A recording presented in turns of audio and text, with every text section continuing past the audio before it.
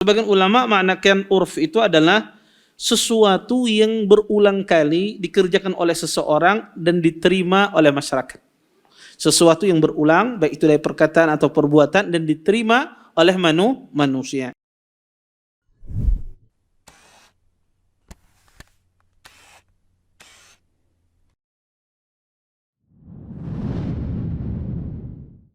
Assalamualaikum warahmatullahi wabarakatuh.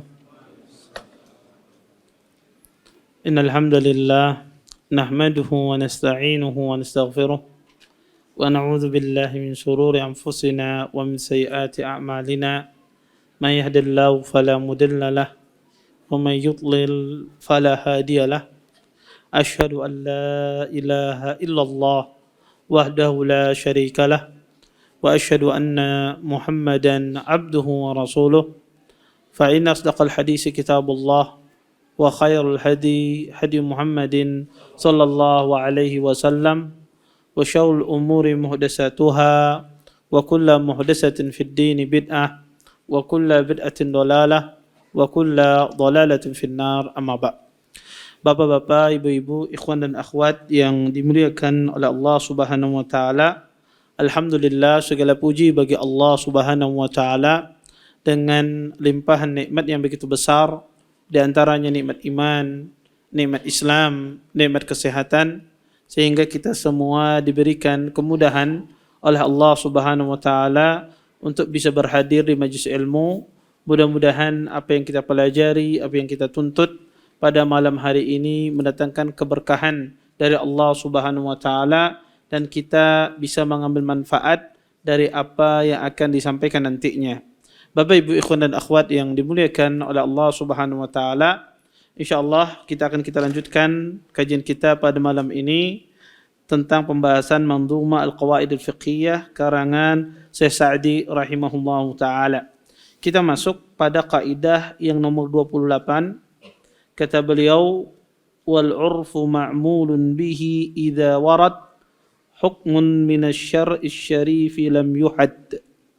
Kata beliau, uruf atau kebiasaan boleh diberlakukan apabila datang sebuah hukum dalam syariat yang mulia namun tidak diperinci batasan-batasannya. Bapak, Ibu, ikhwan dan akhwat yang dimuliakan oleh Allah Subhanahu wa taala, maksud dari kaidah ini adalah bahwasanya sebuah uruf bisa dijadikan sebuah dalil pada perkara agama ketika permasalahan tersebut tidak ada penafsirannya di dalam Al-Quran ataupun di dalam nas-nas dari hadis Nabi sallallahu alaihi wasallam. Uruf, para ulama rahimahullahu taala, ada istilah uruf dan ada istilah al-adah. Ini ada dua istilah, uruf dan adah. Para ulama rahimahullahu taala mereka mengartikan uruf itu, kata mereka, artinya adalah semua perkataan atau perbuatan atau hal-hal yang ditinggalkan oleh kebiasaan manusia. Jadi setiap perkataan atau perbuatan atau sesuatu yang ditinggalkan yang menjadi kebiasaan manusia. Perkataan itu merupakan kebiasaan banyakkan orang. Perbuatan itu menjadi kebiasaan kebanyakan orang. Yang ditinggalkan itu, meninggalkan sesuatu itu kebanyakan kebiasaan orang. Maka itu kata para ulama sebagian makna dari makna urf. Sebagian ulama maknakan urf itu adalah sesuatu yang berulang kali dikerjakan oleh seseorang dan diterima oleh masyarakat. Sesuatu yang berulang, baik itu dari perkataan atau perbuatan, dan diterima oleh manusia. Maka kata mereka ini maknanya uruf. Adapun adat, kata mereka, adalah sesuatu yang sesuai dengan tabiat, ya, yang salimah, tabiat yang benar, ya, dari perkara-perkara yang selalu berulang-ulang yang dikerjakan oleh manusia. Sebagian para ulama mengartikan uruf dan adat itu maknanya sama. Sebagian ulama mengartikan uruf dan adat itu maknanya sama. Sebahagian lagi mereka mengatakan tidak. uruf dan adat itu berbeda. Kata mereka uruf itu adalah berkaitan dengan perkataan, sedangkan adat itu berkaitan dengan perbuatan. Pendapat yang paling benar di kalangan para ulama adalah uruf dan adat itu sama. Jika dikatakan uruf maka maksudnya adalah adat. Jika dikatakan adat maka maksudnya adalah uruf. Tapi jika ada di dalam satu teks nas ada uruf dan adat digandengkan, maka dua kalimat ini memiliki makna masing-masing. Adapun uruf, adapun adat, para ulama mengatakan adat itu lebih umum daripada uruf. Adat itu bisa dikatakan sebuah adat kalau dilakukan oleh secara massal oleh banyak orang, dan juga adat itu bisa dinisbatkan kepada perbuatan satu orang. Contoh misalnya, ada satu orang kebiasaannya dia mandi sehari 4 kali misalnya. Maka ini kita katakan adat orang tertentu. Kadang ada di sebagian kota orang itu mandi dalam sehari 3 kali. Kita katakan ini adat suatu kota. Jadi adat itu bisa sifatnya lebih umum, disebutkan kepada banyak orang, bisa adat itu hanya dinisbatkan kepada satu orang, adat pribadi dia.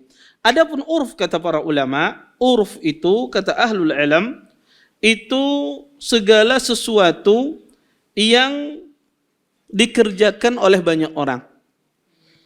Ya, dari sini uruf itu lebih khusus daripada adat. Setiap uruf itu adat, tapi tidak semua adat itu menjadi uruf.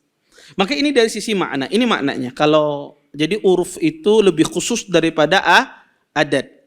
Kemudian Bapak Ibu ikhwan dan akhwat yang dimuliakan oleh Allah Subhanahu wa taala, kaidah ini menjelaskan kepada kita tentang masalah kalau ada di dalam syariat kemudian tidak dijelaskan batasan-batasannya, penafsirannya, maka merujuk penafsiran pada permasalahan tersebut bisa merujuk kepada uruf kebiasaan suatu masyarakat setempat.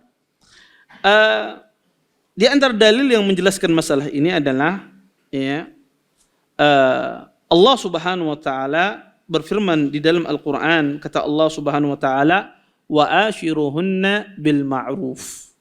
Kata Allah Subhanahu wa taala, gaulilah istri kalian dengan ma'ruf. Bermuamalah secara ma'ruf dengan istri tentu ini berbeda pada setiap tempat. Di suatu tempat mungkin seseorang memanggil istrinya dengan sebutan namanya mungkin bisa kasar. Seorang istri mungkin memanggil nama suaminya Ahmad misalnya. Bisa jadi itu kasar. Atau seorang suami memanggil istrinya namanya Galuh misalnya. Bisa jadi itu kasar di suatu tempat memanggil nama. Bisa jadi di tempat lain tidak kasar. Bisa jadi di tempat lain itu sesuatu yang biasa. Maka kata Allah, wa ashiruhunna bil ma'ruf. Gaulilah istri kalian dengan cara yang ma'ruf. Maksud ma'ruf di sini adalah sesuai dengan kebiasaan suatu tempat. Bagaimana dia bermuamalah, bersikap dengan sesama seorang suami kepada istri atau istri kepada suaminya. Kemudian para ulama rahimallahu taala juga menjelaskan di atas dalil juga yang melandasi hal ini adalah peristiwa Hindun bintu Utbah radhiyallahu taala anha. Beliau mengeluh kepada Nabi SAW perihal sahabat Nabi Abu Sufyan radhiyallahu taala anhu. Bahwa kata Hindun, wahai Rasulullah, Abu Sufyan rajulun syahih. Wahai Rasulullah, Abu Sufyan orang yang bakhil. Dia tidak memberiku apa yang cukup untukku dan anak-anakku. Kemudian kata Rasulullah SAW, khudhi ma yakfiki wa waladaki bil ma'ruf. Kata Nabi SAW, wahai Hindun radhiyallahu ta'ala anha, ambillah apa yang cukup untukmu dan anakmu dari harta suamimu. Dengan cara yang ma'ruf. Kata Nabi dengan cara yang ma'ruf. Di sini Nabi SAW tidak menyuruh Hindun untuk mengambil semua harta suaminya.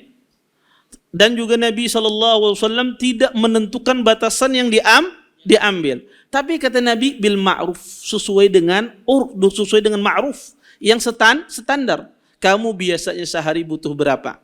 Kamu sehari perlu 200.000, maka ambil dari dompet suamimu itu 200.000 kalau seandainya tidak bisa memenuhi kebutuhanmu. Karena ada sebagian orang, kadang sebagian suami itu bakhil dia terhadap istrinya. Kalau dia berhitung terhadap istrinya maka hitungannya sangat detail. Ya, bahkan suaminya tahu istrinya kalau beli di tempat yang mahal, kenapa beli ini terlalu mahal, di sana lebih murah. Kadang ada sebagian orang suami bakhil terhadap istrinya.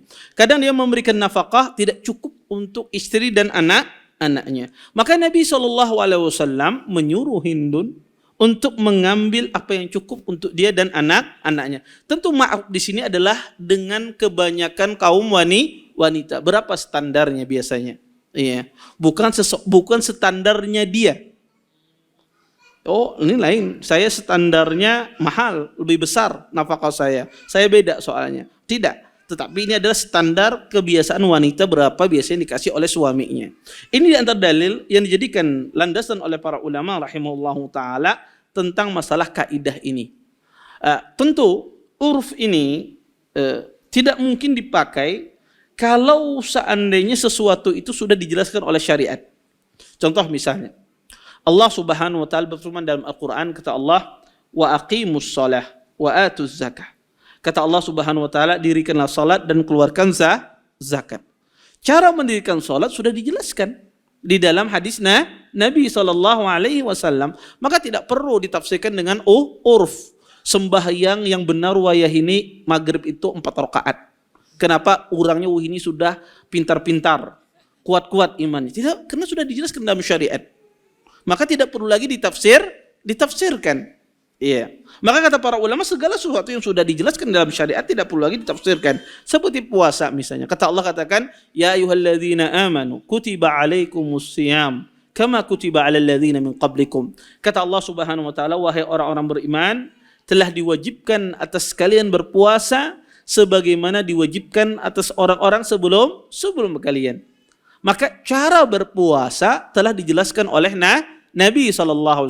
Tidak perlu dengan penafsiran uruf. Ya, karena sudah dijelaskan dalam syariat. Jadi uruf ini dipakai ketika syariat tidak memberikan batasannya. Tidak memberikan penafsirannya. Maka ini dikembalikan kepada kebiasaan kebanyakan manusia.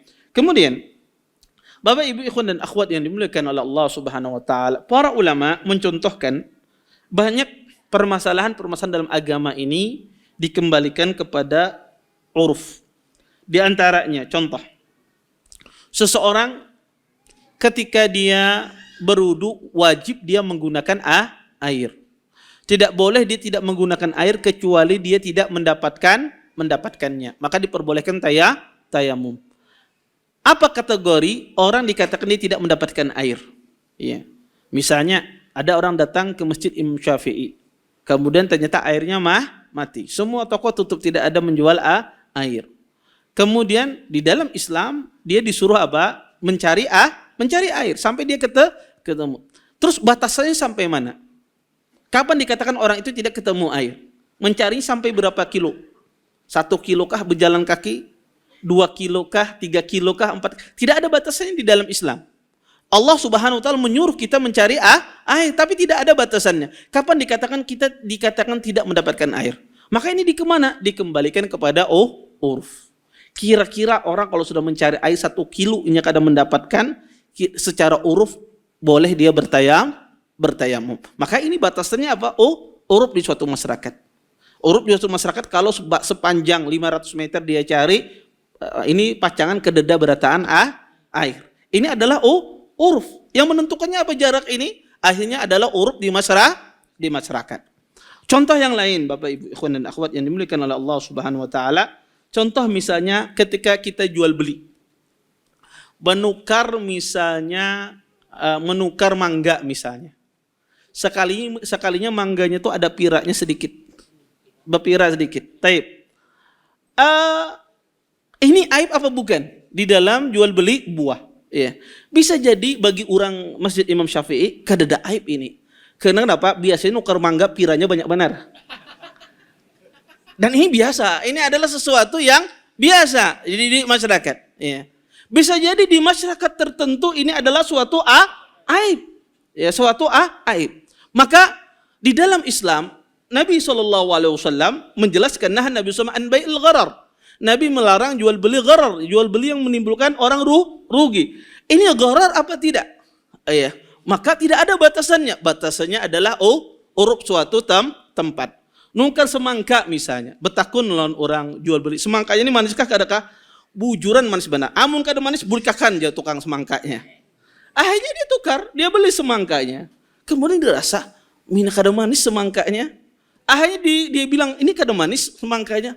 Ujar siapa kada manis? Aku rasa ini manis benar. Akhirnya berselisih dia dengan jual. Iya. Kemudian mana urufnya? Maka uruf di masyarakat. Ya, uruf di masyarakat ini manis apa tidak? Iya. Bisa jadi orangnya diabetes beratan, ini manis berataan. Bisa jadi. Iya. Maka ini adalah dikembalikan kepada sebuah uruf di suatu tempat. Kemudian di antara misal juga yang dicontohkan oleh dicontohkan oleh para ulama adalah misal seseorang jual beli yang terlalu mahal misalnya, atau yang disebut oleh ahlul ilm al-ghaban. Di dalam Islam seseorang boleh dia mengambil keuntungan setinggi-tingginya, boleh, diperbolehkan Anda jual beli, kemudian Anda mendapatkan keuntungan setinggi-tingginya. Tetapi ada juga di dalam Islam ada keuntungan yang melebihi batas kewajaran, yang menjadikan orang yang menjual, yang membeli ini sakit hati. Misalnya dia jual beli beras, dia orang yang tidak tahu. Iya, beli beras. Beras ini di pasaran harganya 15.000. Dijual oleh Sidin 70.000 selitarnya. Orang ini ketika dia beli, secara kaidah boleh orang itu mengambil keuntungan sebesarnya. Secara kaidah dia boleh, tetapi ketika dia tahu ternyata si pembeli ini adalah untungnya sangat besar. Kalau dia beli di tempat lain berapa liter dia bisa dengan harga 70.000 tersebut. Sehingga timbul pada dirinya rasa murka, kemudian mendoakan penjualnya macam-macam. Iya. Dia tidak rela terhadap jual beli tersebut. Taib. Datang kepada penjual, dia mengatakan, "Mohon maaf, saya kembalikan barangnya, saya kembalikan berasnya." Kenapa? Ini terlalu mahal. Orang jualan cuma 15.000 pian, dia sikung 70.000. Pian jangan lihat berasnya, lihat orang penjualnya. Iya. Akhirnya dia merasa tertipu. Kemudian, maka bagaimana kita menyelesaikan masalah ini? Ini dilihat uruf di masyarakat. Apakah berjual 70.000 semacam ini adalah ghaban apa tidak? Kalau uruf di masyarakat ini ghaban, ini mengambil keuntungan di luar batas kewajaran, maka secara syariat wajib dia mengembalikan uang orang tersebut. Dan dia boleh mengembalikan barang tersebut. Apa yang menentukannya? Syariat tidak. Ada yang menentukannya adalah uruf di suatu tempat. Uruf di suatu tempat. Uruf siapa? Urufnya para pedagang beras. Ya, kalau semua pedagang beras sepakat pian ini kelarangan. Ya, pian ini berjualnya kelarangan. Wajar orang itu membalikkan. Maka harus dia mengembalikan. Siapa yang menentukan adalah uruf di suatu tempat. Syariat tidak membatasi ghaban. Nabi hanya menjelaskan adalah melarang seseorang jual beli gharar. Tapi apa batasannya? Dikembalikan kepada uruf suatu tempat. Kemudian, Bapak Ibu ikhwan dan akhwat yang dimuliakan oleh Allah Subhanahu wa taala, di antara juga permisalan yang disebutkan oleh para ulama rahimahullahu taala adalah di dalam masalah rumah tangga misalnya. Di antara kewajiban seorang istri adalah berkhidmat kepada suaminya. Islam menyuruh bentuk wa ashiruhunna bil ma'ruf adalah seorang istri berkhidmat kepada suaminya.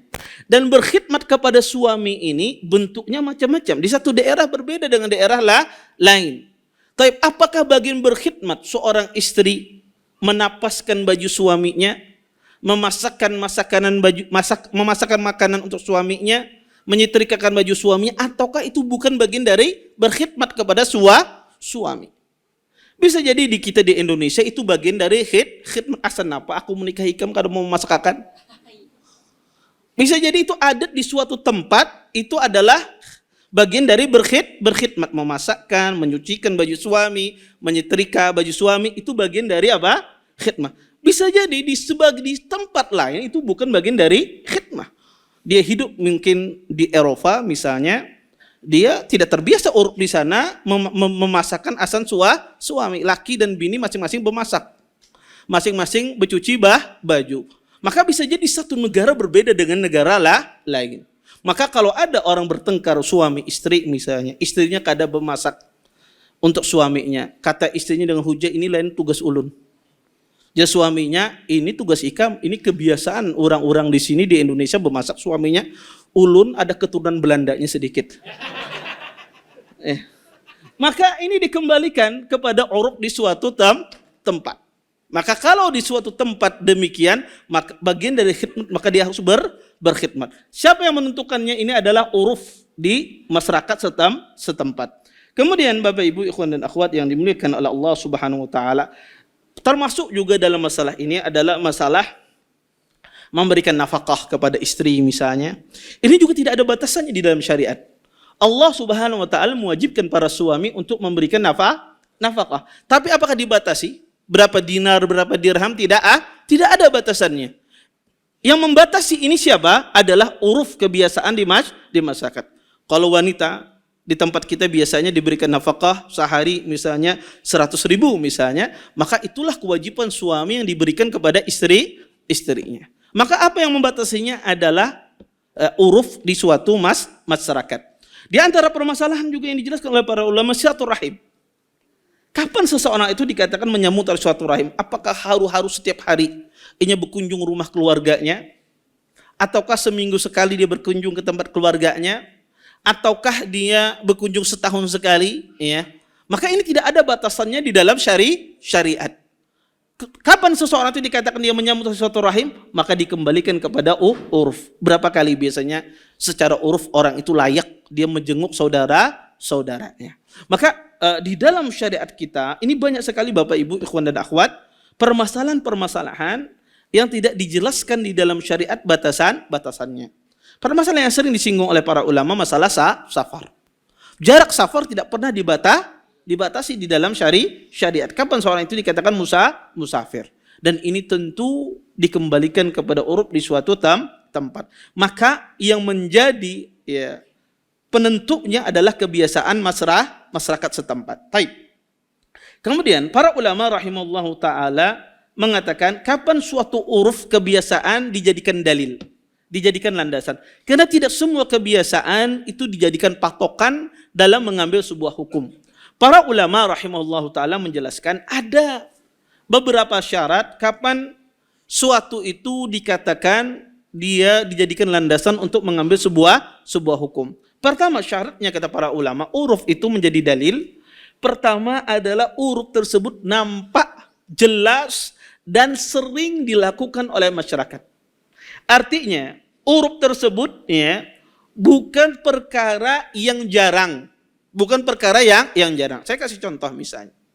Kebanyakan di masyarakat kita misalnya, ketika dia memberikan nafkah kepada istrinya sehari misalnya, dia memberi nafkah 100.000.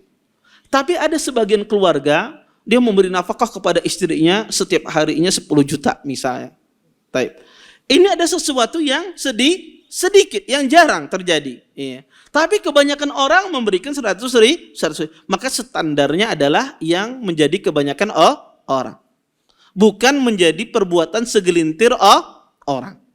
Ini pertama, syarat pertama bahwasanya urf itu nampak dan sering dilakukan oleh kebanyakan orang. Kemudian yang kedua, kata para ulama, urf itu harus mencakup semua. Urf itu harus mencakup semua, bukan hanya satu kampung. Kalau kita berada di kota Banjarmasin, maka uruf itu harus mencakup orang Banjarmasin, bukan hanya orang pengurus dalam aja. Tapi mencakup apa? Uruf itu orang Banjarmasin semuanya. Tidak hanya pada satu gang atau satu kampung, tidak. Namanya uruf itu harus mencakup satu kota. Nah, ini yang disebut dengan syarat uruf. Kalau hanya segelintir orang di satu kampung, maka bukan dijadikan landasan. Kemudian, Bapak Ibu ikhwan dan akhwat yang dimuliakan oleh Allah Subhanahu wa taala, dan uruf kata para ulama dijadikan dia dalil. Syarat yang ketiga adalah tidak bertentangan dengan nas. Maka kalau dia bertentangan dengan nas, maka huruf tersebut adalah hurufun fasid kata para ulama, huruf yang rusak. Kalau dia bertentangan dengan Al-Quran dan hadis Nabi SAW. Contoh misalnya, kebiasaan orang di kampung misalnya ketika dia memakai celana di bawah mata kaki, misal.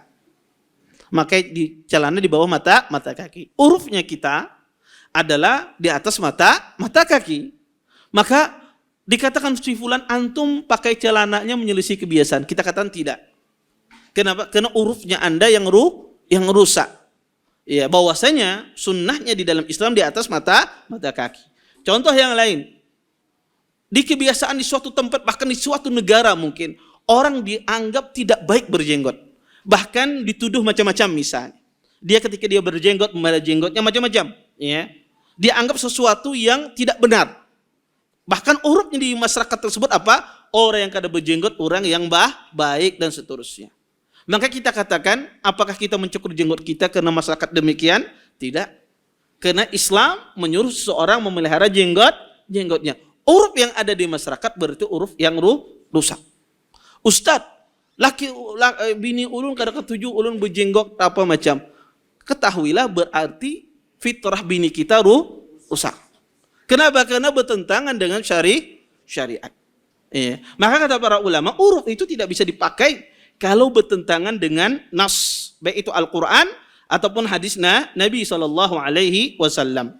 Kemudian Bapak Ibu ikhwan dan akhwat yang dimuliakan Allah Subhanahu wa taala, di antara syarat yang keempat, kata para ulama rahimallahu taala, huruf itu harus terjadi pada masa yang lampau, bukan hanya raja.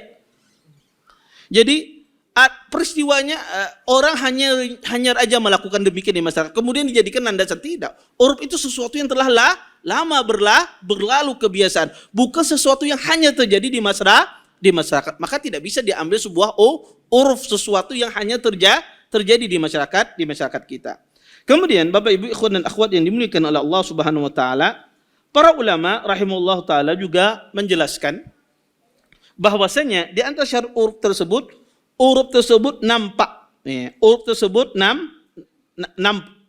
nampak, tidak tersembunyi. Artinya orang bisa melihat kebiasaan tersebut, tidak disembunyikan. Kalau sesuatu yang tersembunyi maka bukan dinamakan namanya huruf di suatu tempat. Kemudian terakhir, syarat yang keenam terakhir dijelaskan oleh para ulama, syarat huruf tersebut adalah huruf tersebut tidak bertentangan dengan sesuatu yang jelas. Maksudnya gimana? Contoh misalnya, di tempat kita di Kalimantan Selatan, kebiasaan orang kalau mau menikah maharnya dikasihkan terlebih dahulu. Kebiasaan kita kalau mau menikah itu maharnya dikasihkan terlebih dahulu. Maharnya 50 juta dikasih 50 juta. Jarang ada di kebiasaan kita mengutang mahar. Ya, jarang kebiasaan orang itu berutang. Ya, maharnya saya bayar nanti setelah 2 tahun lagi. Jarang. Biasanya orang menyerahkan mahar langsung. Itu uruf di suatu tempat. Kemudian ada seorang ikhwan baru belajar ngaji, boleh sekalinya mahar itu dihutang. Nah berhutang aja dulu. Taib. Akhirnya dia mau menikah, ulun mengawini anak pian. Taib. Ulun duitnya bisi 5 juta aja, maharnya 20 juta, 15 jutanya kayaknya ulun bayar. Kapan? 10 tahun lagi. Taib. Kalau ada apa-apa aja abahnya. Taib. Kemudian ketika akad nikah sudah disetujui. Ketika akad nikah, ya kemudian sang mempelai laki-laki mengatakan, saya terima nikahnya dengan mahar 5 juta, sisanya dibayar 10 tahun lagi. Penghulunya ribut. Kenapa ini menyelisih adat? Ya, tidak terbiasa. Kita tidak terbiasa ini. Kata penghulu tidak sah. Kita katakan tidak. Kenapa? Betul urufnya adalah seseorang bayar maharnya kontan, tetapi dia sudah ya ada perkataan yang shar'i yang jelas disetujui oleh pihak wali wanita. Maka kata para ulama kalau uruf itu bertentangan dengan sesuatu yang jelas disepakati, maka uruf itu dibatalkan. Ya, uruf itu dibatalkan. Kemudian Bapak Ibu ikhwan dan akhwat yang dimuliakan oleh Allah Subhanahu wa taala, di antara kaidah yang berkaitan dengan uruf ini juga adalah disebutkan oleh para ulama rahimahullahu taala adalah bahwasanya kata para ulama rahimahullahu taala, tulisan itu sama seperti perkataan. Jadi tulisan di dalam sebuah hukum itu sama seperti perkataan. Maksudnya gimana? Kalau ada seseorang misalnya menulis sesuatu, dia menulis sesuatu ya, tentang suatu hal, maka dia dihukumi seperti sesuatu perkataan. Contoh, di masyarakat itu ada kesepakatan yang tertulis misalnya. Di masyarakat ada kesepakatan yang tertulis bahwasanya di masyarakat kita ini kada boleh misalnya berokok, kada boleh macam-macam. Ada kesepakatan ya tertulis. Ya. Maka kalau ada seseorang menyelisihi yang disepakati secara tertulis, di masyarakat tersebut dihukum. Misalnya, apakah boleh orang itu dihukum? Boleh. Kita katakan. Kenapa? Karena urufnya demikian. Dia tidak berbicara Ustadz, tapi ada kesepakatan yang ditulis. Maka kata para ulama, kesepakatan yang ditulis itu seperti adalah uruf yang masyhur di kalangan masyarakat. Kemudian, para ulama juga menjelaskan bahwasanya uruf yang ma'ruf itu bagaikan syarat di dalam sebuah transaksi. Uruf yang jelas itu bagaikan syarat sebuah transaksi. Contoh, orang kalau membeli lemari di sebuah toko misalnya, maka biasanya lemari tersebut diantarkan ke rumah, kemudian dirakitkan kalau butuh dirakit tanpa dipungut biaya. Tanpa dipungut biaya. Akhirnya pengen beli ya lemari di sebuah toko, kemudian toko itu mengirim ya, kemudian pengen dimintai tagihan. Tagihan apa? Ongkos kirim lemari. Dimintai tagihan ongkos kirim merakit. Jadi aku kan hendak bayar, aku sudah bayar tadi, kada. Ini lain, pemasangan lain, pengantaran lain. Taib. Anda tidak tahu. Kemana kita berhukum? Berhukum kepada uruf di perdagangan. Orang berjual mebel seperti apa sih urufnya? Urufnya orang berjual mebel itu kalau beli mebel diantarkan dan dirakit. Berarti permintaan ini tidak benar. Maka ini menyelisih uruf. Maka kata para ulama, al-ma'rufu urfan kal masyruti syartan. Sesuatu yang ma'ruf di uruf itu seperti syarat dalam jual beli. Seolah-olah Anda bersyarat. Ketika Anda membeli lemari tersebut, seolah-olah Anda mengatakan kepada penjual tersebut, saya beli lemari ini, tolong diantarkan ke rumah, dipasangkan tanpa diambil biaya. Seolah-olah seperti itu Anda bersyarat di dalam jual beli. Maka kata para ulama, suatu yang ma'ruf secara uruf, maka itu kata ahlul ilm, itu seperti syarat. Contoh yang lain, misalnya Anda bertransaksi minta bangunkan sesuatu, minta bangunkan toko misalnya, atau minta bangunkan rumah sama seorang kontraktor misalnya. Maka urufnya kontraktor misalnya ya, adalah dia membangunkan rumah sama dengan cat-cat rumahnya misalnya. Ternyata pengen dibangunkan rumah tuh untung rumahnya, tapi kada dicat oleh kontraktor tersebut. Kata dia, cat ini lain pulang harganya. Ya, cat ini lain pulang harga. Maka kita lihat urufnya orang developer. Ya, seperti apa? Oh, ketika dia bangunkan rumah dia harus mencatnya. Berarti Anda seolah-olah ketika meminta bangunkan rumah sama dia, bangunkan rumah bagi saya dengan dicatkan. Seolah-olah demikian. Ya. Makanya kata para ulama, ya, sesuatu yang ma'ruf secara uruf itu bagaikan syarat di dalam jual beli. Kemudian ahlul ilm juga mengatakan bahwasanya isyaratnya orang yang bisu, isyarat yang dipahami dari orang bisu itu bagaikan dia berbicara. Dihukumi bagaikan dia seorang yang berbicara. Contoh misalnya, ada orang bisu kemudian memberikan isyarat, ya, maka isyarat itu dipahami, maka itu seolah-olah dia berbicara dengan pembicaraan tersebut. Tidak boleh. Kalau ada transaksi misalnya, orang bisu tersebut dia minta syarat semacam ini, ya. Dia minta bikinkan misalnya rumah semacam ini. Dia pakai isyarat. Dan dipahami isyarat tersebut. Ternyata dibikinkanlah lain. Ulung ada paham apa yang padahal dia paham. Maka kita katakan Anda tidak boleh. Anda berbuat zalim kepadanya. Karena isyarat dia adalah isyarat yang dipahami. Ya. Kemudian Bapak Ibu ikhwan dan akhwat yang dimuliakan oleh Allah Subhanahu wa taala, para ulama rahimahullahu taala mereka membagi uruf, ya, ahlul ilm membagi uruf itu dengan dua bagian. Pertama, kata para ulama, ya, uruf secara umum. Uruf secara umum itu adalah uruf yang berlaku di seluruh negara. Di seluruh negara itu uruf secara umum. Artinya kebiasaan ini berlaku di seluruh dunia. Ya. Maka itu harus dilaksanakan. Ya, harus dilaksanakan. Kemudian ada uruf, itu adalah urufun khas. Uruf yang khusus. Hanya berlaku pada satu negara tertentu atau pada satu wilayah tertentu. Maka berlaku bagi wilayah tersebut. Kedua-duanya adalah salah satu landasan di dalam menentukan sebuah hukum. Baik uruf itu umum sifatnya, atau khas, khusus pada suatu negara, semuanya bisa dijadikan hujjah di dalam berdalil. Wallahu ta'ala alam. Taib. Kemudian kata Syekh di sini, mu'ajilul mahdhuri qabla anihi qad ba'a bil khusrani ma'a irhmanihi.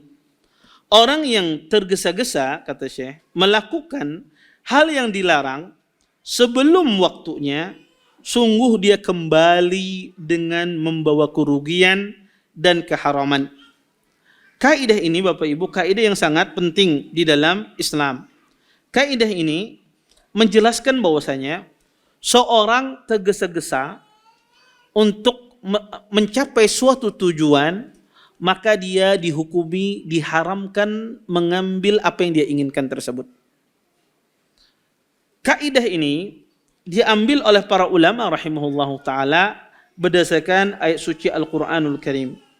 Allah subhanahu wa ta'ala berfirman dalam Al-Quran, kata Allah, وَلَا تَسُبُّوا الَّذِينَ يُدْعُونَ مِن دُونِ اللَّهِ فَيَسُبُّوا اللَّهَ عَدْوًا بِغَيْرِ عِلْمٍ.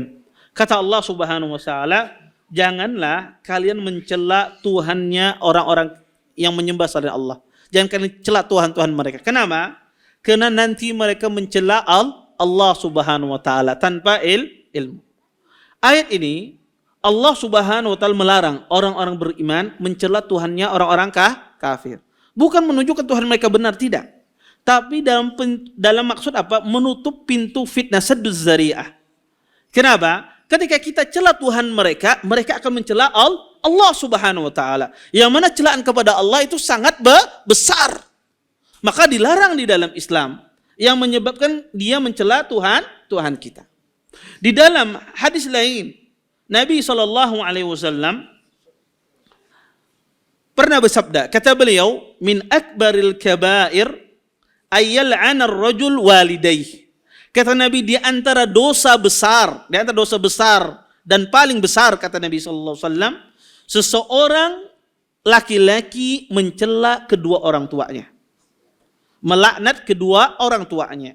Maka para sahabat, qila ya Rasulullah, wa kaifa yal'anu ar-rajul walidayh? Wahai Rasulullah, bagaimana seorang anak dia melaknat kedua orang tuanya, bagaimana mungkin?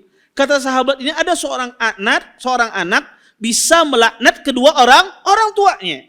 Kemudian kata Nabi SAW, yasubbur rajul abar rajul fayasubbu abah wa yusubbu ummah fayasubbu ummah. Kata Nabi SAW, ada seseorang laki-laki mencela bapaknya laki-laki lain, kemudian mencela bapaknya.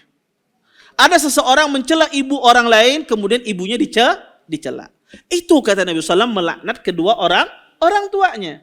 Dia tidak melaknat secara langsung, tetapi dia mencela orang tua orang lain. Kemudian orang itu membalas. Maka kata Nabi, sama saja engkau mencela kedua orang tuamu. Iya. Kaidah ini diambil oleh para ulama rahimahullahu ta'ala, ya, dari berdasarkan hadis dan ayat ini. Kemudian, ya, para ulama rahimahullahu ta'ala,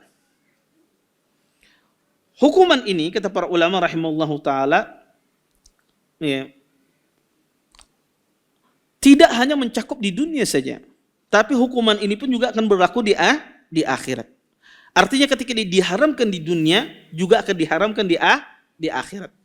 Taib. Di antara bentuk contoh orang yang tergesa-gesa terhadap sesuatu yang bukan pada waktunya, dia tergesa-gesa. Ya. Karena dia ingin mencapai suatu tujuan, akhirnya dia lakukan sesuatu yang Allah haramkan. Contoh misalnya, seseorang yang dia dapat warisan. Misalnya ada seorang paman punya keponakan, kada bisi anak. Bisi keponakan sikungannya aja. Bini sudah kedada. Ini adalah ahli waris tunggal. Ya. Maka paman ini kalau meninggal, maka yang menjadi ahli warisnya adalah keponakan yang tunggal ini. Tapi paman ini adalah orang yang sangat kaya raya. Setiap kali sakit Sidin berobat. Ya, sembuh terus obatnya. Sembuh terus. Pada keponakan ini berharap, wah apa meninggal ya Sidin. Biar dia mendapatkan warisan. Akhirnya sudah kada tahan lagi. Sudah 30 tahun menunggu sakit-sakit kada pernah mati Sidin ini. Sudah dah racunnya aja sudah. Akhirnya dikasih racun. Akhirnya dia membunuh. Nabi SAW mengatakan, la yarusul qatil syai'an. Kata Nabi, orang yang membunuh itu tidak mendapatkan warisan. Walaupun dia ahli waris. Di sini kenapa dia tidak mendapatkan warisan? Karena dia tergesa-gesa. Belum datang waktunya. Tapi dia melakukan sesuatu, membunuh nyawa orang lain, ya, akhirnya diharamkan di dalam Islam, dia tidak mendapatkan apa-apa. Ya, maka dia tidak mendapatkan apa-apa. Contoh yang lain adalah seseorang yang berwasiat misalnya. Ya. Seorang berwasiat bahwasanya kalau saya meninggal, ya, kalau ulun aku meninggal, rumah yang ganal ini asan ikam. Ini berwasiat kepada tetangganya. Ini orang kaya raya. Akhirnya himung tetangganya ini, tapi sidin kasing meninggalan. Akhirnya tetangganya dia membunuh. Ya. Maka kita katakan termasuk dalam hal ini. Walaupun Anda orang yang diwasiati, maka hukumannya apa? Wasiat itu batal untuk Anda. Wasiat itu batal untuk Anda. Karena Anda mengambil sesuatu bukan pada waktunya. Contoh yang lain Bapak Ibu ikhwan dan akhwat yang dimuliakan Allah Subhanahu wa taala adalah seseorang yang merusak hubungan suami istri. Ya, takhbib disebut di dalam syariat, ya. Seorang suami istri akur damai, ya, suami istri. Kemudian ada pihak ketiga yang merusak hubungan suami istri ini, ada laki-laki yang ketiga merusak hubungan istri orang dengan suaminya. Akhirnya apa? Laki-laki ini ingin merusak hubungan tersebut, ingin dia menikahi wanita ini. Dia rusak. Dia isukan suaminya dengan berbagai macam fitnah. Akhirnya cerai dua orang ini yang asalnya hidupnya rukun dan damai. Adanya orang ketiga yang merusak hubungan dua orang ini. Kemudian setelah cerai, habis masa iddahnya, laki-laki yang merusak ini apa? Menikahi wanita tersebut. Boleh apa tidak dalam Islam? Hukumnya tidak boleh. Haram hukumnya. Maka takhbib semacam ini diharamkan dalam Islam. Walaupun secara kaidah dia sah. Ini sudah bercerai, selesai masa iddahnya, kemudian secara syariat sudah sah dia. Ini sudah tidak milik orang lain. Tapi dalam Islam dihukumi tidak boleh. Kenapa? Karena ini takhbib, merusak hubungan orang karena sebab dia bercerai. Dan dia mengambil wanita tersebut, maka tidak halal baginya. Bapak Ibu ikhwan dan akhwat yang dimuliakan oleh Allah Subhanahu wa taala, kaidah ini tidak hanya berlaku di dunia, di akhirat pun juga demikian. Di dunia diharamkan kaum mukminin, orang beriman itu meminum khamar. Diharamkan. Ulama ayat hadis Nabi sallallahu mengharamkan minum khamar. Ketika ada orang beriman meminum khamar di dunia, maka dihukum. Salah satu hukumannya adalah di akhirat dia diharamkan dari meminum khamar. Makanya Nabi SAW kata Nabi SAW, man syaribal khamar fid dunya lam yashrabha fil akhirah. Kata Nabi SAW, maka orang yang melakukan hal tersebut, ketika di dunia diharamkan, di akhirat pun juga diharamkan. Ketika dia tergesa-gesa di dunia, maka di akhirat pun juga hukumannya adalah diharamkan.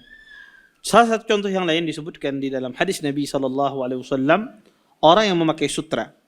Sutra itu diperbolehkan bagi kaum wanita dan diharamkan bagi kaum pria. Kalau ada seorang laki-laki misalnya memakai sutra di dalam kesehariannya dia, maka itu tentu muharram, diharamkan. Maka salah satu hukumannya adalah di akhirat dia diharamkan juga memakai sutra. Disebutkan dalam sebuah hadis kata Nabi, man labisal harir fid dunya lam yalbasu fil akhirah. Barang siapa yang memakai sutra di dunia, maka dia tidak akan memakainya di akhirat kelak. Sebagai hukuman karena dia tergesa-gesa melakukan sesuatu bukan pada waktunya. Dan sebaliknya Bapak Ibu ikhwan dan akhwat yang dimuliakan oleh Allah Subhanahu wa taala, kalau tadi melakukan sesuatu yang tidak boleh karena tergesa-gesa diharamkan, sebaliknya orang yang meninggalkan sesuatu karena Allah, maka Allah ganti yang lebih baik. Iya. Disebutkan dalam sebuah hadis Nabi SAW pernah bersabda, "Man taraka syai'an lillah awadahullahu khairan minhu." Barang siapa yang meninggalkan sesuatu karena Allah, pasti Allah gantikan yang lebih baik. Ketika Anda meninggalkan misalnya sesuatu yang Allah haramkan, dari misalnya dari mencari rezeki yang haram, dari harta yang haram, Anda tinggalkan, maka pasti Allah gantikan yang lebih baik. Pasti. Tidak mungkin, pasti digantikan oleh Allah Subhanahu wa taala, tidak mungkin. Orang meninggalkan riba, pasti Allah gantikan yang terbaik. Orang meninggalkan sesuatu yang haram, dari misalnya memandang wanita yang bukan mahramnya, dia tinggalkan karena Allah Subhanahu wa taala, ditundukkan pandangannya, maka Allah jadikan kelezatan di dalam hatinya yang lebih lezat ketimbang dia memandang seorang wanita. Maka sebaliknya, apa saja ditinggalkan untuk Allah, ditinggalkan karena Allah Subhanahu wa taala dari perbuatan yang haram, maka Allah gantikan yang lebih baik. Itu kebalikan kaidah. Sebagaimana orang tergesa-gesa mengambil sesuatu bukan pada waktunya, Allah dihukumi dengan kebalikannya. Sebaliknya orang yang meninggalkan sesuatu karena Allah akan gantikan yang lebih baik dari apa yang dia tinggalkan. Ya. Maka kaidah ini sangat penting ya di dalam kehidupan kita. Wallahu taala alam. Mungkin ini yang bisa ulun sampaikan pada pertemuan kali ini. Mungkin sisa waktu yang ada mungkin kita gunakan untuk tanya jawab. Kalau ada yang bertanya silahkan. Nggih, monggo. Bila kalau misalkan masih muda dulu gitu, sempat berbuat misalnya minum khamar dan bertobat, apakah di akhirat tetap nggak dapat khamar? Ya. Jazakumullah khairan atas pertanyaannya. Para ulama rahimahullahu ta'ala mengatakan, apakah seseorang yang misalnya minum khamar di dunia, akibat dia lagi masa muda, lagi masa-masa tegantarnya Jawa Banjar. Kemudian dia bertaubat kepada Allah Subhanahu wa taala ketika dia berhijrah, apakah dia tetap dihukum tidak meminum khamar? Pendapat yang paling kuat dalam masalah ini kalangan ahlul ilm, kalau dia bertaubat kepada Allah Subhanahu wa taala, maka dia akan mendapatkan. Iya, karena berdasarkan keumuman hadis Nabi sallallahu alaihi wasallam, at-taibu minadz-dzanbi kaman la dzanba lahu. Orang yang bertaubat dari sebuah perbuatan dosa bagaikan dia tidak memiliki dosa tersebut. Tapi kalau dia tidak bertaubat, maka hukumannya adalah tidak meminum khamar tersebut di akhirat kelak. Wallahu taala alam. Taib. Nggih. Bismillah, izin Ustaz. Tadi disebutkan bahwa urfi itu kan ada dua, yakni perbuatan juga perkataan. Tapi dalam kasus muamalah ibaratkan yang menjadi kebiasaan, contohnya seseorang melakukan jual beli suatu barang, dikatakan bahwa yang membeli ini nanti akan juga membayar ongkos pengiriman dan juga perbuatan. Padahal sebenarnya dalam suatu lokasi itu harga barang itu udah termasuk dalam pengiriman dan juga perakitannya. Bagaimana kalau seandainya akad yang dilakukan seseorang itu apakah bisa merubah uruf yang terjadi di dalam satu lokasi, itu bagaimana dalam sisi syariat? Jazakallahu khair. Ya, jazakumullah khairan atas pertanyaan. Tadi kita katakan salah satu syarat dari sebuah uruf adalah uruf itu tidak bertentangan dengan apa yang jelas dia katakan. Maka ketika si pembeli mengatakan saya yang akan bayar barang tersebut, ya misalnya, maka sebetulnya uruf tersebut tidak dipakai lagi, bahwasanya pembayaran itu ditanggung oleh penjual, karena sudah jelas dari pihak pembeli. Iya. Kemudian pembeli pas sampai barangnya kan mau bayar misalnya, padahal dia sudah berkata kepada penjual, kita katakan harus pembeli itu bayar. Kenapa? Karena Anda sudah mengatakan dengan lantang bahwasanya Anda yang bayar. Itu membatalkan uruf yang berlaku. Ya, membatalkan uruf yang berlaku di masyarakat. Aku berubah pikiran semalam, kira harganya murah aja, sekarang larang. Sudah, Anda melanggar perkataan Anda sudah melanggar uruf yang berlaku di masyarakat. Maka uruf itu tidak bisa dipakai. Ya. karena bertentangan dengan perkataan kita yang jelas tadi. Ya. Dan di dalam Islam boleh si pembeli ya membayar barang yang dikirim ya. Walaupun tidak ada perkataan dia. Contoh misalnya, saya jual beli, kemudian saya membeli suatu barang, kemudian ketika barang itu dikirim, kemudian saya bayar. Saya membayar ini dengan atas dasar keridhaan, bukan atas dasar tidak tahu tidak, tapi atas dasar keridhaan. Boleh tidak? Boleh. Karena ini kebaikan hati pembeli. Maka itu tidak mengapa. Wallahu taala alam. Taib. Ada lagi yang lain? Taib. Yang dekat dulu ya. Bismillah, Ustaz, berkaitan uruf yang berkaitan dengan nafkah. Misalnya kan Ustaz, Binian Mertapura kan nafkahnya itu 200.000 per hari. Bulan Banjar kan 100.000. Lalu kawin, diam di Banjarbaru. Banjarbaru ini kan urufnya bebas aja berapa kan Bari? Ini ikuti yang mana? Banjarbaru lebih larang.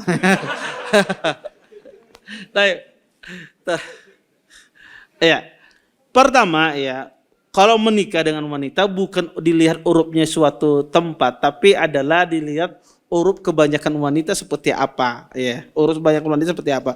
Makanya urup suatu daerah itu tidak bisa kalau bertentangan dengan urup suatu kota yang dipakai. Atau urup suatu kebanyakan orang, bukan. Maka kalau kayak itu kasihan orang tinggal di desa ini sedikit, maka dilihat tuh urup secara mayoritas ya, secara mayoritas apakah itu mencukupi apa tidak. Bukan dilihat per daerah Martapura berapa, Banjarbaru berapa dan seterusnya, tidak. Tapi dilihat dua uruf, itu ada uruf yang menyeluruh. Kalau menyeluruh sekian maka sekianlah nafkahnya. Dan nafkah itu juga dikembalikan kepada juga adalah kebiasaan wanita setempat ya, dan di sekitar keluarganya, orang-orang terdekat dengan wanita tersebut ya. Wallahu a'lam. Baik, silahkan. Apakah urf itu bisa berubah-ubah dari zaman dulu? Misalnya ada di daerah saya, kalau itu menyeberang antara pulau itu 12, hanya sekitar 15 km. Bahari saya masih SD itu safar, karena di situ orang mesti bawa perbekalan, karena waktu itu kan belum ada speed. Jadi bawa perbekalan terus dengan pakaian. Kalau sekarang zaman sekarang ini orang hanya berpergian biasa aja, Ustaz. Apakah memang beralih zaman urf itu berubah, Ustaz? Kemudian masalah boleh orang mengambil keuntungan sebanyak-banyaknya dalam syariat. Zaman sekarang ini kalau pengusaha besar itu yang konglomerat itu sering menaikkan barang tapi dengan cara menimbun stok. Bagaimana dalam syariat ini, Ustadz? Apa diharamkan yang demikian? Pernah harga semen itu mahal sekali waktu itu meningkat karena ada pengusaha yang menimbun. Gula juga pernah terjadi. Apa secara syariat, kalau hukum kita kan jelas ditangkap kalau ketahuan, tapi banyak tidak ketahuan, Ustadz. Kemudian yang ketiga, yang mahar tadi, dia bayar dulu dengan perjanjian 10 tahun kemudian bisa 40 juta. Jadi saya berdua 40 juta, 10 tahun kemudian saya berdua 10 juta, 30 jutanya misalnya nanti 10 tahun kemudian ternyata baru 2 tahun menikah meninggal. Ya, apa sisanya ini harus dibayar, Ustadz? Bagaimana? Ya. Bagi mempelai laki-laki. Ya. Jazakumullah khair atas pertanyaannya. Pertama, apakah uruf itu bisa berubah ya di suatu masyarakat? Ya bisa. Uruf itu bisa berubah dengan perkembangan teknologi dan kemajuan zaman. Bisa jadi zaman dahulu orang dikatakan safar, jaraknya mungkin zaman sekarang 20 kilo ya. Bisa jadi zaman dahulu itu dikatakan safar karena tidak ada transportasi. Dulu mungkin orang ke sana pakai sepeda, kadada sepeda motor, kadada mobil. Ya, bisa jadi zaman dahulu itu dianggap safar. Enggak ada bangunan sehingga panas dan terik ya. Bisa jadi zaman sekarang bukan safar lagi karena adanya transportasi. Bisa jadi zaman dahulu orang pergi misalnya dari Banjarmasin ke Martapura itu safar. Bisa jadi zaman sekarang kadada lagi karena sudah ada kereta api misalnya. Ya, maka karena begitu jaraknya begitu dekat sehingga tidak dikatakan dia safar. Maka uruf itu bisa berubah dengan kemajuan zaman. Tetapi uruf yang berubah ini tidak boleh kita mengingkari uruf terdahulu.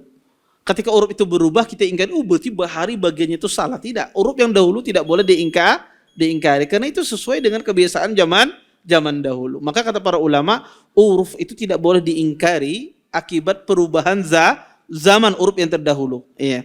Kemudian masalah yang kedua adalah masalah seseorang yang menimbun barang. Apa hukumnya orang menimbun barang, menimbun gula misalnya, sehingga harga itu mahal.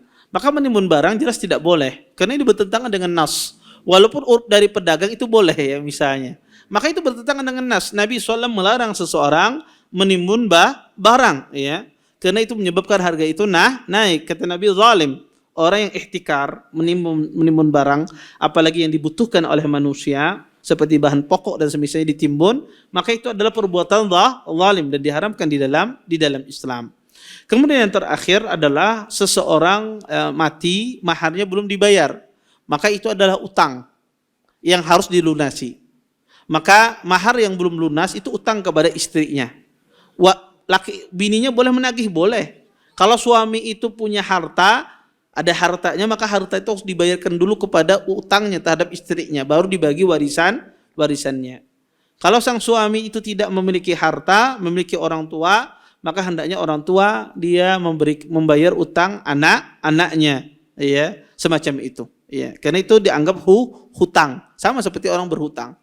Kalau istrinya kadar ridha, ya harus dibayar walaupun itu suaminya. Wallahu taala alam. Baik. Ini ada pertanyaan kertas. Izin bertanya, al-urub sebagai sumber hukum oleh sebagian saudara kita dijadikan dalil bahwa bolehnya menjadikan tradisi yang baik sebagaimana sarana untuk berdakwah. Semisal sedekah bumi dan semisalnya. Sedekah bumi ini apa maksudnya? Ada yang tahu sedekah bumi? Sesajian di laut. Oh, sedekah bumi karena sedekah laut lah. Taib.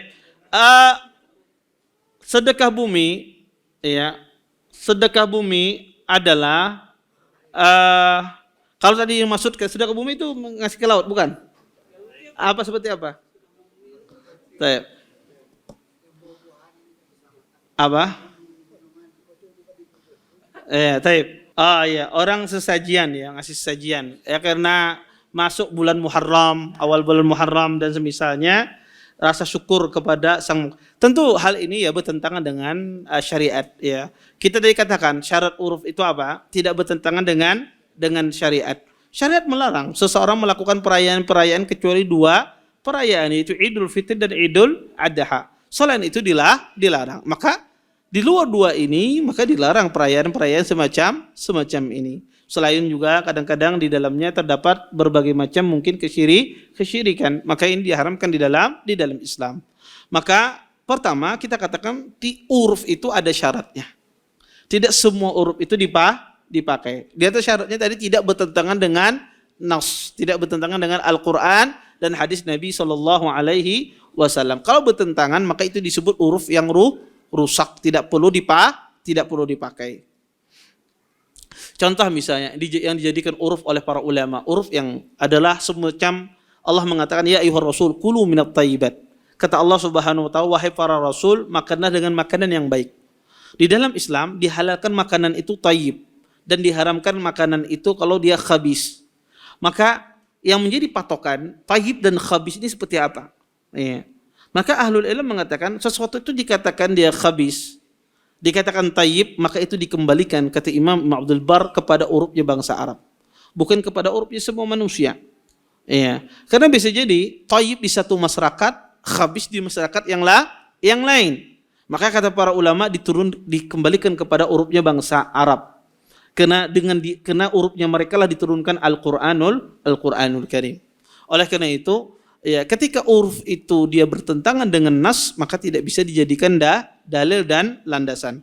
Kalau tidak bertentangan maka tidak boleh dijadikan dalil. Taib. Pertanyaan yang kedua, apakah perjalanan ke tempat-tempat wisata semisal dari Banjarmasin ke Tangkisung atau Batakan atau Bukit Batu tetap dihukumi sebagai safar? Taib. Banjarmasin ke Tangkisung itu berapa jam? Yang ahli Batakan mah.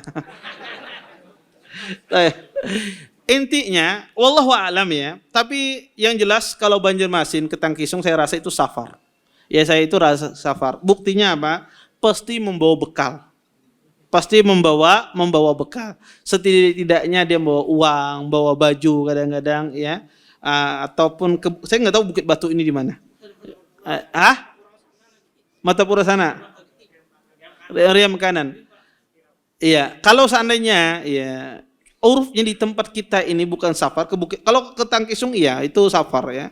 Batakan ya. Insya Allah itu dikatakan dia seorang musafir ya. Ya itu lumayan jauh dari sini ya. Mungkin 60 sampai 70 kiloan dari Banjarmasin sini. Maka insya Allah itu dikatakan orang itu musafir ya. Seorang musafir. Tetapi kalau Bukit Batu saya tidak tahu. Intinya dilihat uruf. Kalau urufnya orang Banjar ke Bukit Batu itu safar ya safar. Boleh dia menjamak dan mengqashar salatnya kalau dia mau. Wallahu taala alam. Taib. Ada lagi yang lain cukup? Nggih. Ya. Nggih.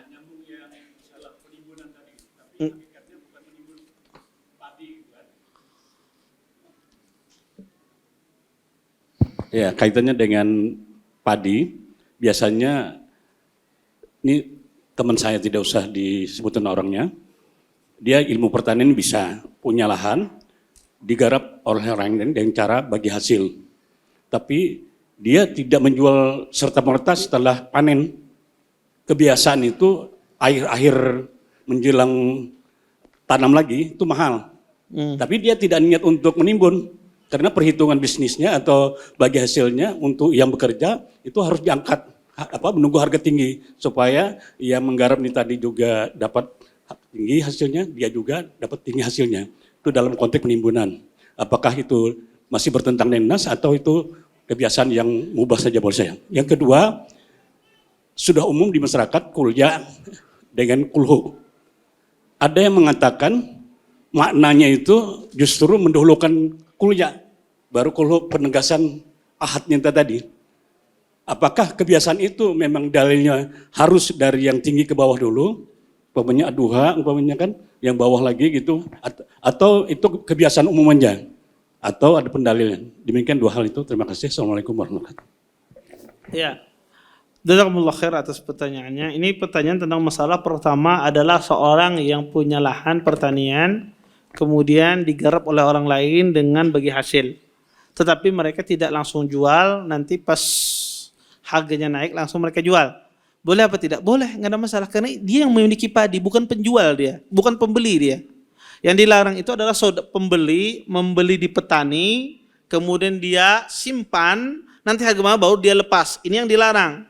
Tapi kalau petaninya sendiri, ampunnya serongan, terserah ini hendak menjual apa, hendak harga murah, hendak harga mahal, itu terserah dia. Karena dia yang punya barang. Tapi yang dimaksudkan ihtikar itu adalah seorang pedagang datang ke desa atau ke tempat-tempat, kemudian dia kumpulkan semua, dia timbun, nanti pas harga, sehingga langka barang tersebut baru dia lepas. Baru dia lepas. Ketika menimbulkan kelangkaan dia lepas. Ini yang disebut dengan seseorang dia menimbun barang. Adapun seorang petani sendiri, dia tidak mau menjual kecuali harga naik, dan itu bisnis sebetulnya, itu murni bisnis, tidak ada masalah.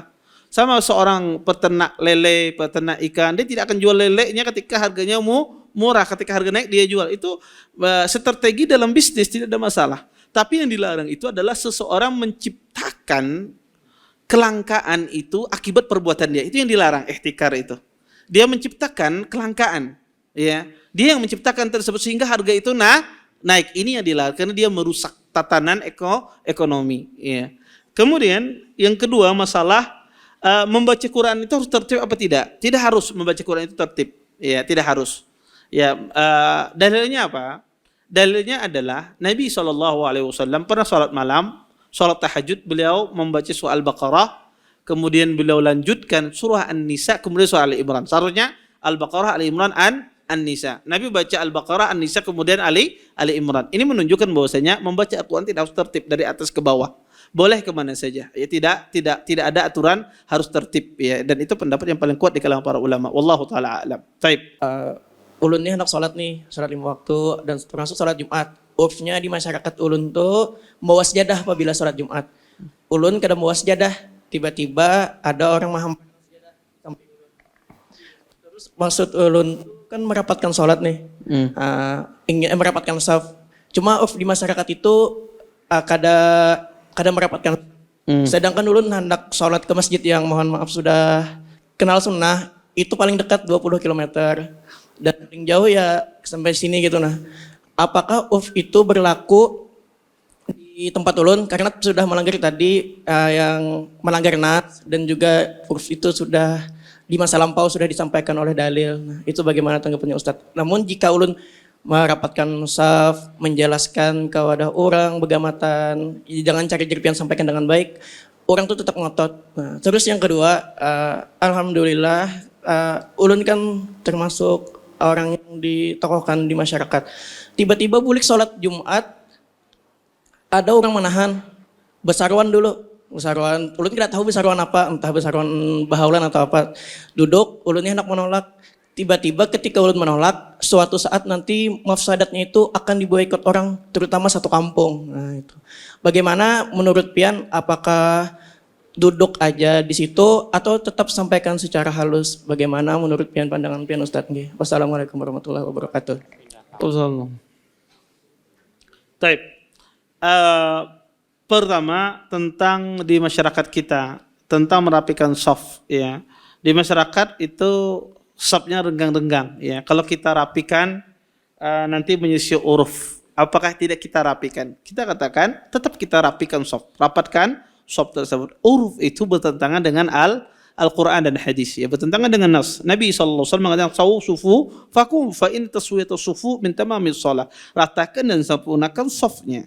Maka perbuatan di masyarakat itu bertentangan dengan nas. Maka urufnya tidak dipakai. Itu uruf yang rusak. Berarti sekampungan rusak. Iya.